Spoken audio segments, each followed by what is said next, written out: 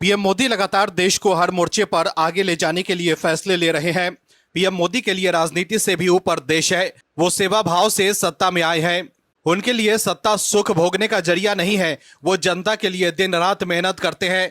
लेकिन विपक्ष के लोग सत्ता के लिए राजनीतिक रोटियां सेक रहे हैं। कांग्रेस के नेता राहुल गांधी लगातार राजनीति कर रहे हैं और अपने ही देश की सरकार के खिलाफ आवाज उठा रहे हैं। लेकिन देश हित के मुद्दे पर उन्हीं की पार्टी के दो नेता शशि थरूर और सलमान खुर्शीद उन्हें जवाब दे रहे हैं। वहीं दूसरी तरफ विपक्ष के लिए कोर्ट से भी बुरी खबर आई है।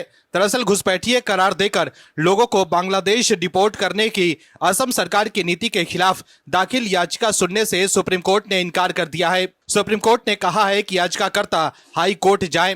एक याचिकाकर्ता ने सुप्रीम कोर्ट में व्यक्तिगत पीड़ा रखी और कहा कि शायद बिना उचित प्रक्रिया के अचानक उनकी मां को बांग्लादेश भेज दिया गया। उसे पता ही नहीं कि मां कहां है। कोर्ट ने इस याचिका पर अगले सप्ताह सुनवाई की बात कही। वहीं 30 मई को मुख्य न्यायाधीश B R Gavai, justice Augustine George मसीह और जस्टिस एएस चंदुरकर की बेंच के सामने यूनिस अली नाम के शख्स ने याचिका दाखिल कर कहा था कि उनकी मां को असम पुलिस ने अवैध रूप से हिरासत में रखा है। वहीं एक बार फिर कपिल सिब्बल सुप्रीम कोर्ट पहुंच गए। असम में घुसपैठिए पर जारी कार्रवाई के मामले को लेकर सुप्रीम कोर्ट ने बंदी प्रत्यक्षीकरण याचिका पर नोटिस जारी किया, जिसमें बांग्लादेश में बड़े पैमाने पर निर्वासन की खबरों के बीच असम पुलिस द्वारा एक महिला को हिरासत में लिए जाने का विरोध किया गया। जस्टिस संजय करोल और जस्टिस सतीश चंद्र शर्मा की खंडपीठ ने महिला के 26 वर्षीय बेटे की ओर से एडवोकेट कपिल सिब्बल की दलील सुनने के बाद ये आदेश पारित किया। कपिल सिब्बल ने तर्क दिया कि यहाँ जमानत आदेश है, सिविल अपील लंबित है और महिला को बाहर निकाल दिया गया और एक पुलिस अधीक्षक ने यह फैसला किया। क्या आप कल्पना कर सकते हैं? वही खंडपीठ ने जब मौजूदा मामले को लंबित अपील के साथ जोड़ने की इच्छा जताई तो कपिल सिब्बल ने कहा कि लेकिन इस बीच वहीं चली गई, उसे बाहर निकाल दिया गया, उसे बांग्लादेश भेज दिया गया। वहीं जस्टिस शर्मा ने कहा कि लेकिन हम उसे वापस नहीं बुला सकते अगर वो पहले से ही देश में नहीं है। इसके जवाब में सिब्बल ने सवाल किया कि एसपी ने न्यायालय के आदेश का उल्लंघन कैसे किया। उन्होंने ये भी कहा कि याचिकाकर्ता को ये पक्का पता नहीं है कि उनकी मां अभी भी देश में है या उसे बांग्लादेश भेज दिया गया। दर्शकों, इस वक्त देश में घुसपैठियों के खिलाफ कार्रवाई जारी है, लेकिन विपक्ष के लोगों को मिर्ची लग रही है। लेकिन उन्हें सुप्रीम कोर्ट से झटका लगा है, क्योंकि घुसपैठिए करार देकर लोगों को बांग्लादेश डिपोर्ट करने की असम सरकार की नीति के खिलाफ दाखिल याचिका सुनने से सुप्रीम कोर्ट ने इनकार कर दिया है। वही घुसपैठिए के खिलाफ बीजेपी सरकार की कार्रवाई से अगर आप दर्शक खुश हैं तो कमेंट में यस और जय हिंद जरूर लिखिए, ताकि विपक्ष को साफ संदेश जाए कि जनता बीजेपी और पीएम मोदी के साथ है। इस खबर में आगे आपको बताएंगे कि कैसे राहुल गांधी की बढ़ गई है चिंता। इसके अलावा दूसरे खबरों के बारे में भी बात करेंगे, तो बने रहिए हमारे साथ अंत तक और देखिए हमारी ये खास रिपोर्ट। साथ ही आप दर्शकों से विनम्र निवेदन है कि अगर अब तक आपने चैनल को सब्सक्राइब नहीं किया है तो अभी कर लीजिए। कांग्रेस में जबरदस्त घमासान मचा हुआ है। राहुल गांधी और जयराम रमेश जैसे पार्टी के नेता जमकर राजनीति कर रहे हैं, लेकिन दूसरी तरफ पीएम मोदी हैं जो सिर्फ और सिर्फ देश के लिए सोचते हैं। विपक्ष का मतलब ये नहीं होता कि हर मुद्दे पर राजनीति की जाए। विपक्ष का मतलब जनता की आवाज बनना होता है। लेकिन आज का विपक्ष अपने सियासी लाभ के लिए कुछ भी करने के लिए तैयार है, लेकिन उन्हीं के पार्टी के बड़े नेता उन्हें एक्सपोज कर रहे हैं। दर्शकों, कांग्रेस के नेता अब उसके आला कमान के लिए सिरदर्द बनते जा रहे हैं। कांग्रेस की नीति और रणनीति हमेशा से ऐसी ही रही है। जहां देश की बात होती है तो वो सिर्फ सरकार के खिलाफ विरोध के ही स्वर बुलंद करते रहते हैं। और फिर जो नेता ये समझते हैं कि सरकार ने देश हित में काम किया है, वो भी चुपचाप हो जाते हैं कि कौन ही आलाकमान के खिलाफ बोले कि बुढ़ापे में जो राजनीति बची है वो भी खत्म ना हो जाए। इसीलिए बेचारे कुछ बोल भी नहीं पाते, लेकिन जैसे ही उन्हें मौका मिलता है तो वो मोदी सरकार की तारीफ करने लगते हैं। दर्शकों, समझने की जरूरत ये है कि शशि थरूर जैसे नेता जो पहले से ही कांग्रेस के सिरदर्द बने हुए थे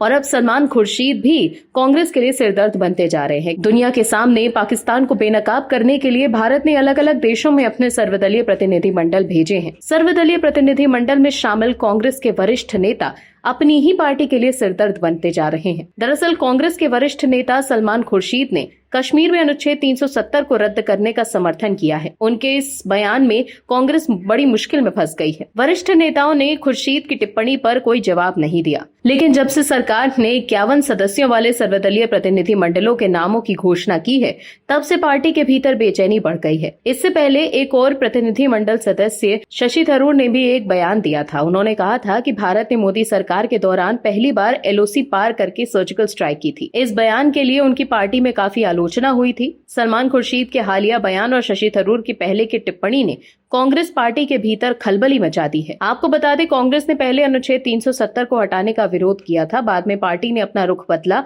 और अब इस मुद्दे पर सबने चुप्पी साध ली है। हाल ही में इंडोनेशिया में थिंक टैंक और शिक्षाविदों को संबोधित करते हुए कांग्रेस नेता सलमान खुर्शीद ने कहा था कि पाकिस्तान जम्मू कश्मीर में आई समृद्धि को खत्म करना चाहता है, जो कि दुर्भाग्यपूर्ण है। उन्होंने ये भी कहा कि कश्मीर में लंबे समय से एक बड़ी समस्या थी। इसका ज्यादातर असर संविधान के अनुच्छेद 370 में दिखता है। इससे ऐसा लगता है कि ये देश के बाकी हिस्सों से अलग है। आखिरकार इसे खत्म कर दिया गया क्योंकि बहुत समय बीत चुका था। खुर्शीद ने आगे कहा कि इसके बाद 65% भागीदारी के साथ चुनाव हुआ। आज कश्मीर में एक निर्वाचित सरकार है। खुर्शीद उन 7 सर्वदलीय प्रतिनिधि मंडलों में से एक का हिस्सा हैं जो अभी अलग अलग देशों का दौरा कर रही है। कांग्रेस ने पहले अनुच्छेद 370 को खत्म करने का विरोध किया। बाद में पार्टी ने अपनी राय बदली और जम्मू कश्मीर को विशेष दर्जा देने वाले अनुच्छेद को बहाल करने के मुद्दे पर कोई स्पष्ट राय नहीं दी। वहीं दूसरी तरफ कांग्रेस में राहुल गांधी और गांधी परिवार के करीबी नेताओं को सब कुछ गड़बड़ ही लग रहा है। जयराम रमेश अब भी मोदी सरकार पर सवाल उठा रहे हैं, वो भी डोनाल्ड ट्रंप के बयान को आधार बनाकर। उन्हें अपने देश की सरकार से ज्यादा ट्रंप पर भरोसा है। लेकिन जब से ही डोनाल्ड ट्रंप पहले प्रधानमंत्री की तारीफ करते थे, तब कांग्रेस उनकी बातों पर भरोसा नहीं करती थी। वहीं भारत के डिप्लोमेटिक प्रयासों के बीच कांग्रेस नेता शमा मोहम्मद ने ये कहा कि हर कोई पाकिस्तान के साथ क्यों है और भारत के साथ क्यों नहीं है, जबकि दुनिया के ज्यादातर देश आज भारत के साथ है। हम सब ने देखा है कि कैसे शशि थरूर के प्रयासों के बाद यू टर्न लेते हुए कोलंबिया ने भी भारत का समर्थन किया है। लेकिन राजनीति करने के चक्कर में कांग्रेस के नेता जो बयान दे रहे हैं वो काफी हैरान करने वाला है।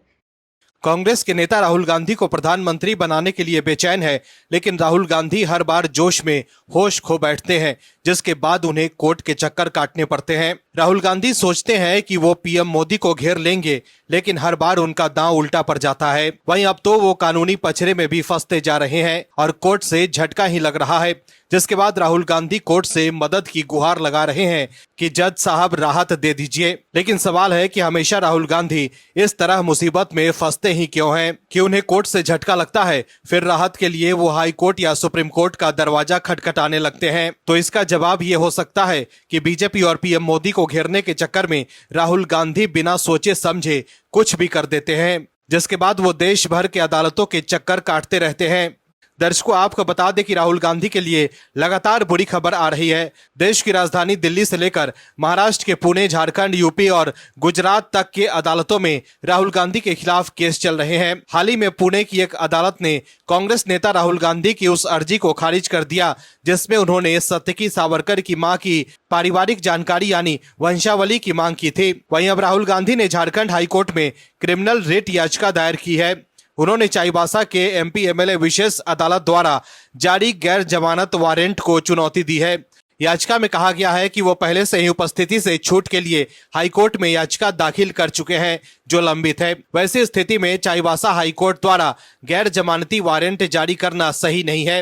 राहुल गांधी ने वारंट को निरस्त करने की मांग की है। आपको बता दें कि कांग्रेस सांसद राहुल गांधी के खिलाफ गैर जमानती वारंट जारी करते हुए चाईबासा MP MLA कोर्ट ने उन्हें 26 जून को अदालत में पेश होने का आदेश दिया था। हालांकि अदालत में पेशी से छूट के लिए राहुल गांधी के वकील ने कोर्ट में अर्जी दायर की थी, लेकिन कोर्ट ने उसे खारिज करते हुए राहुल गांधी को अदालत में पेश होने को कहा था। आपको बता दें कि यह मामला राहुल गांधी द्वारा 28 मार्च 2018 को कांग्रेस के अधिवेशन में बीजेपी के खिलाफ भाषण से जुड़ा है। इस पर बीजेपी नेता प्रताप कुमार ने राहुल गांधी के खिलाफ चाईबासा कोर्ट में मानहानि का मुकदमा दर्ज किया था। दरअसल 20 फरवरी 2020 को झारखंड हाई कोर्ट के आदेश पर उस परिवाद को रांची में MP MLA की विशेष कोर्ट में भेज दिया गया था। बाद में हाई कोर्ट ने इस मामले को चाईबासा के स्पेशल कोर्ट में भेज दिया। समन मिलने के बावजूद राहुल गांधी न्यायालय में उपस्थित नहीं हुए। फिर दोबारा कोर्ट के स्तर से जमानती वारंट भेजा गया। इसके बावजूद राहुल गांधी उपस्थित नहीं हुए थे। इसी के आधार पर कोर्ट ने उनके खिलाफ गैर जमानती वारंट जारी किया था। इसको हाई कोर्ट में चुनौती दी गई थी, जो डिस्पोज हो गया। फिर राहुल गांधी की ओर से सीआरपीसी 2005 की याचिका दायर कर व्यक्तिगत उपस्थिति से छूट का आग्रह किया गया था।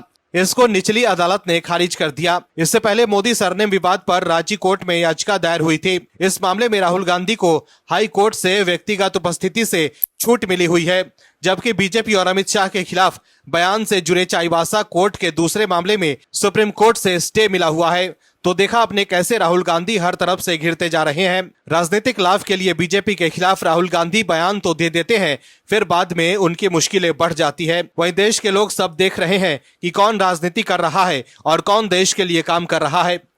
केंद्र और राज्य की बीजेपी सरकारें लगातार देश हित के लिए काम कर रही हैं। पीएम मोदी ये साफ कर चुके हैं कि देश से बढ़कर उनके लिए कुछ भी नहीं। पहले देश, उसके बाद बाकी कुछ और। लेकिन विपक्ष के लोगों को सिर्फ राजनीति करने से मतलब है, लेकिन अब उनकी दाल नहीं गल रही। देश हित के मुद्दे को लेकर बीजेपी विपक्ष के आगे झुकने को तैयार नहीं। दर्शकों, विपक्ष के नेता इस देश को धर्मशाला ही समझते हैं। वो चाहते हैं कि लोग आए तो यहीं रह जाएं। इस तरह के लोग जो देश में घुसपैठ करते हैं, वो अधिकतर विपक्षी दलों के वोट बैंक बन जाते हैं। और अब जब जैसे घुसपैठियों को देश से निकाला जा रहा है, तो यहाँ देश में कुछ लोगों को खूब मिर्ची लग रही है। दर्शकों, आपको बता दें कि एक मोदी सरकार और राज्य की बीजेपी सरकार अब घुसपैठियों को देश से बाहर करने के लिए सख्त फैसले ले रही है। लेकिन घुसपैठियों को बचाने के लिए प्रशांत भूषण जैसे देश के बड़े वकील सुप्रीम कोर्ट पहुंच गए हैं। आपको बता दें कि सुप्रीम कोर्ट ने रोहिंग्या मुस्लिम प्रवासियों के निर्वासन पर रोक लगाने से इनकार कर दिया था, ये कहते हुए कि भारत में रहने का अधिकार केवल नागरिकों को है। अदालत ने स्पष्ट किया है कि गैर भारतीयों के साथ विदेशी अधिनियमों के तहत व्यवहार किया जाएगा, भले ही उन्हें शरणार्थी का दर्जा मिला हो। याचिकाओं पर अगली सुनवाई 31 जुलाई को होगी।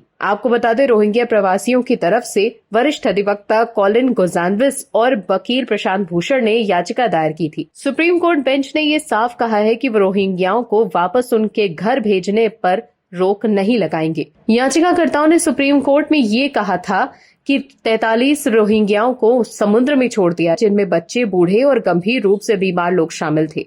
लेकिन फिर भी सुप्रीम कोर्ट ने उन्हें राहत देने से इनकार कर दिया था। वहीं अब असम में अवैध बांग्लादेशियों पर एक्शन लिया जा रहा है। हेमंत बिस्वा शर्मा की सरकार ने उन लोगों की पहचान और वापसी की प्रक्रिया तेज कर दी है, जिन्हें विदेशी न्यायाधिकरणों ने अवैध विदेशी घोषित किया है। इसको लेकर भी कुछ लोग कोर्ट की शरण में पहुंचे थे। दरअसल सुप्रीम कोर्ट में एक याचिका दाखिल की गई थी, जिसमें आरोप लगाया गया था कि असम सरकार ने विदेशी होने के संदेह में लोगों को बिना कानूनी प्रक्रिया के पूरी तरह से जबरन तरीके से हिरासत में लिया और सीमा पार भेजना शुरू कर दिया है। ये कार्रवाई बिना नागरिकता की पुष्टि या न्यायिक आदेश के ही की जा रही है। ये याचिका all BTC minority students union ने अधिवक्ता आदिल अहमद के माध्यम से की थी। इस याचिका में 4 फरवरी को सुप्रीम कोर्ट की तरफ से दिए गए आदेश का हवाला दिया गया था, जिसमें कोर्ट ने असम सरकार को 63 घोषित विदेशियों को 2 हफ्तों के भीतर उनके देश वापस भेजने के लिए कहा था, जिनकी नागरिकता पहले से तय थी।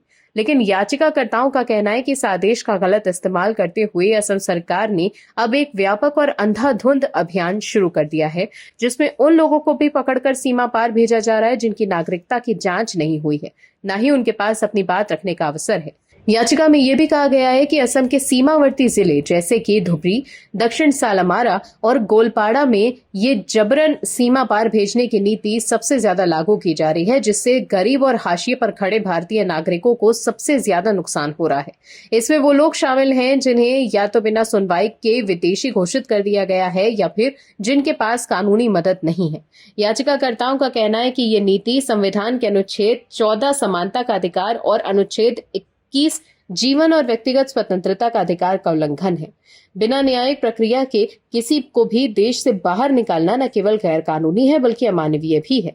याचिका में सुप्रीम कोर्ट से मांग की गई है कि 4 फरवरी के आदेश के तहत किसी को भी तब तक नहीं निकाला जाए जब तक विदेशी ट्राइब्यूनल द्वारा उसे विधिवत विदेशी घोषित न किया गया हो, उसकी नागरिकता की विदेश मंत्रालय से पुष्टि न हो और उसे अपील या समीक्षा या किसी भी चीज का पूरा अवसर न मिला हो। सुप्रीम कोर्ट ये घोषित करे कि असम सरकार की पुश बैक नीति संविधान के खिलाफ है और उसे तुरंत रोका जाए। तो देखा आपने कैसे बीजेपी सरकार की कार्रवाई से कुछ लोग घबरा गए हैं। आप दर्शक अगर चाहते हैं कि घुसपैठियों को देश से बाहर निकाला जाए तो कमेंट सेक्शन में यस जरूर लिखिएगा। आप दर्शकों से विनम्र निवेदन है कि चैनल को सब्सक्राइब जरूर करें